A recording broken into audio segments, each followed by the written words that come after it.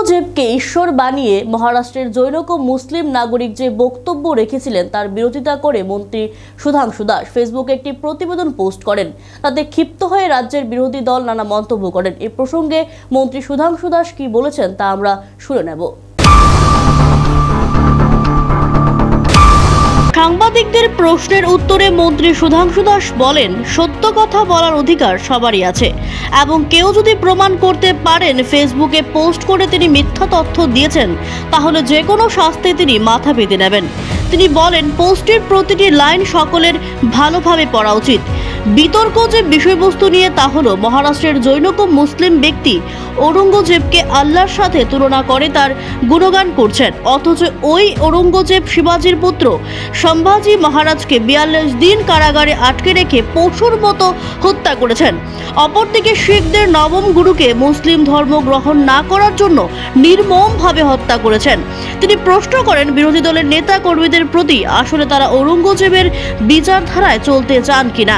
ঔরঙ্গজেব আপামর হিন্দু জনগণের উপর জিজিয়া কর চাপিয়েছিলেন। লক্ষ লক্ষ হিন্দু প্রজাকে তিনি হত্যা করেছেন। সুতরাং একজন প্রকৃত হিন্দু কখনো ঔরঙ্গজেবের কার্যধারা সমর্থন করতে পারে না। ঔরঙ্গজেব তার শাসনকালে অসংখ্য মন্দিরকে মসজিদে রূপান্তরিত করেছেন। আলমগীর নামাতে এই তথ্যগুলি দেওয়া আছে, গায়ের জোরে সেগুলি মুছে দেওয়া যায় না।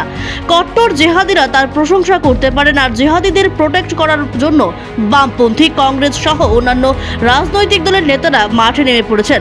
কট্টর জিহাদিদের কার্যকলাপ সমর্থন করা যায় না, তবে রাষ্ট্রবাদী মুসলমানদের যারা ভারতের স্বাধীনতা সার্বভৌমত্বকে স্বীকার করেন তিনি অবশ্যই তাদের সম্মান করেন বলে প্রতিক্রিয়া দেন মন্ত্রী সুধাংশু দাস।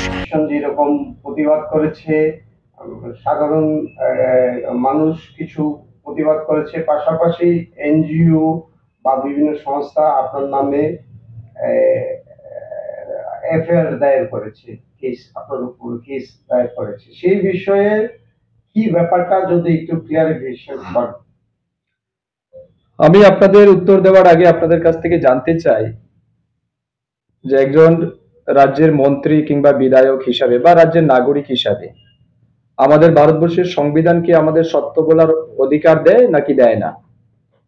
আপনাদের যদি মতামত থাকে যে ইয়েস, ভারতবর্ষের নাগরিক হিসাবে কিংবা একজন মন্ত্রী হিসাবে বিধায়ক হিসাবে আপনারও সত্য কথা বলার অধিকার আছে, তাহলে আমি মনে করি আমি যে পোস্ট করেছি ফেসবুকে সেখানে আমি চ্যালেঞ্জ করে বলতে চাই, কেউ যদি প্রমাণ করতে পারে যে আমি মিথ্যা বলেছি, আমার যা শাস্তি হবে সেটাকে আমি মাথা পেতে মেনে নেব।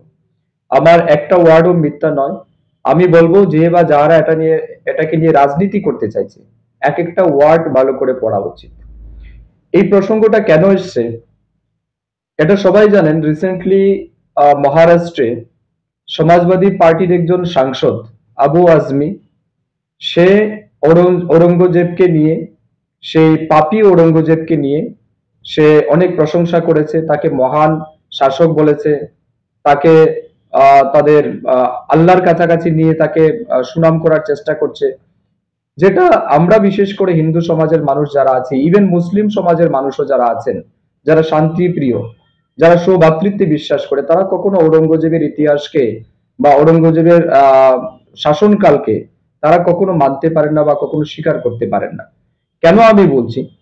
বিশেষ করে সেই মহারাষ্ট্র যেখানে ছত্রপতি শিবাজির মতো বীর নায়ক, তার পুত্র সম্ভাজি মহারাজ, যাদের শ্রদ্ধা, যাদের প্রতি মহারাষ্ট্রের বিশেষ করে হিন্দু সনাতনী মানুষ, তারা ছত্রপতি শিবাজিকে পূজা করেন। Bureau report, Asian Times.